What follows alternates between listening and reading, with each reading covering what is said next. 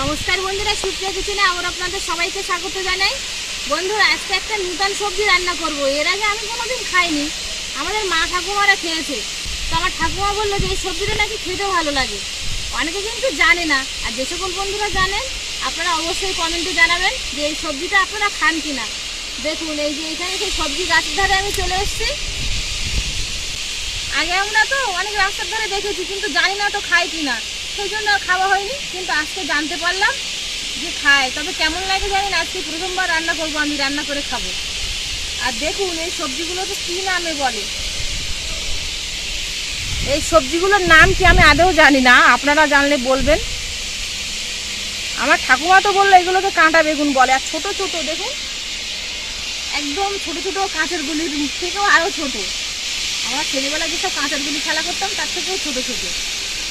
তো এগুলো কি খায় কিনা জানাবেন, আর না খেলেও জানাবেন।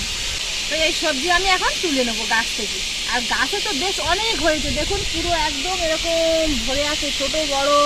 আরও এই যে সবে ফুল ধরেছে, এগুলো তো ফুল ধরেছে তো, আর এই যে হয়েছে।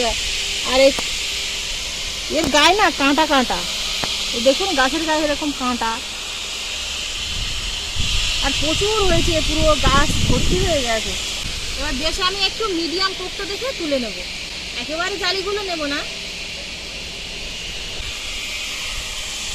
এগুলো বেশ একটু হালকা হালকা একটু হলুদ মতো হয়েছে।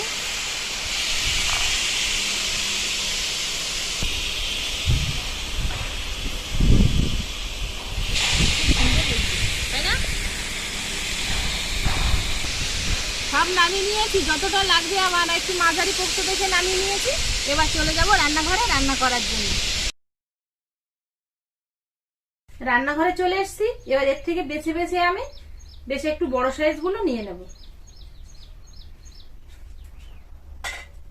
ওর থেকে যেগুলো একটু মোটা মোটা সাইজের আর বেশ একটু পোক্ত মতো হয়েছে সেইগুলো নিয়ে নিয়েছি। এবার পরিষ্কার জল দিয়ে ধুয়ে নেব 2-3 বার। দেখুন দেখতে একদম কাঁচের গুলির মতো না। এবার এগুলোকে ছোট ছোট পিস করে কেটে নেবো একটা ছুরির সাহায্যে। আর দেখুন ভেতরে একদম যেরকম বেগুনের ভেতরে দানা থাকে না, ঠিক সেরকমই দানা।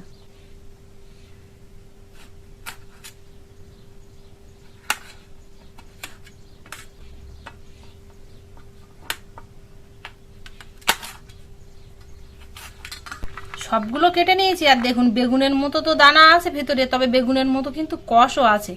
তাই এটা আরেকবার জল দিয়ে একটু ধুয়ে নেবো পরিষ্কার করে, তাহলে কষ জলটা বেরিয়ে যাবে আর পরিষ্কার হয়ে যাবে।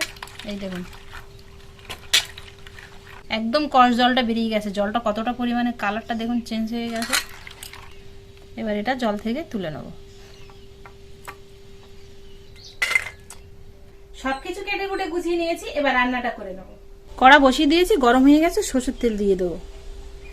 এই রেসিপিটা আপনারা সরষের তেল দিয়ে বানাবেন, তাহলে খুব ভালো হবে। তেল গরম হয়ে গেলে কালো জিরে দিয়ে দেবো, আর দিয়ে দেবো পেঁয়াজ কুচি, থেতো করা রসুন। রসুন কুচি করার থেকে থেতো করে নেবেন, ফ্লেভারটা ভালো ছাড়বে। আর দিয়ে দেবো কাঁচা লঙ্কা কুচি।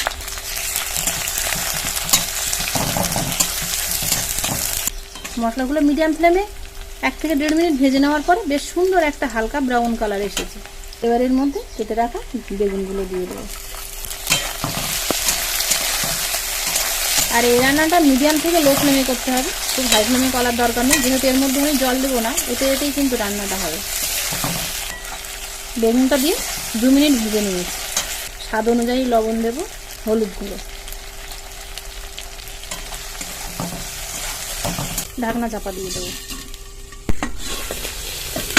1.5 মিনিট পরে ঢাকনাটা খুলে নেব।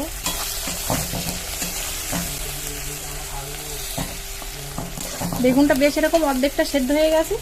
এবার এর মধ্যে দিয়ে দেবো একটা টমেটো কুচি।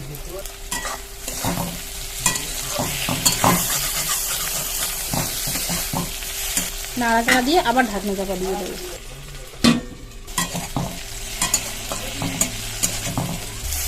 প্রায় হয়ে গেছে, আর সবকিছু সেদ্ধ হয়ে গেছে। টমেটোগুলো গালাবো না, বেশ এরকম গোটা গোটা থাক। এবার এর মধ্যে কাঁচা জিরে আর গোলমরিচ গুঁড়ো দিয়ে দেবো। এবার জিরে আর গোলমরিচ গুঁড়োটা দিয়ে কিন্তু 1 থেকে 1.5 মিনিট এইভাবে একটু লো ফ্লেমে নেড়ে চেড়ে নামিয়ে নেবো। এটা হয়ে যাবে। এবার গরম গরম ভাত, রুটি, পরোটা যার সাথেই খান না কেন দারুণ হবে খেতে। গরম গরম ধোঁয়া ওটা ভাত নিয়েছি, আর তার সাথে এই কাঁটা বেগুনের চচ্চড়ি।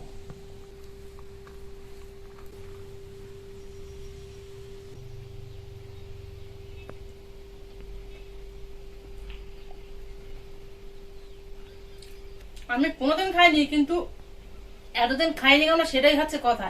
এতটা টেস্ট হয়েছে, আপনারা একবার না খেলে বুঝতে পারবেন না। সত্যি বন্ধুরা দারুণ হয়েছে। এই দিয়ে এক থালা ভাত খাওয়াই যাবে।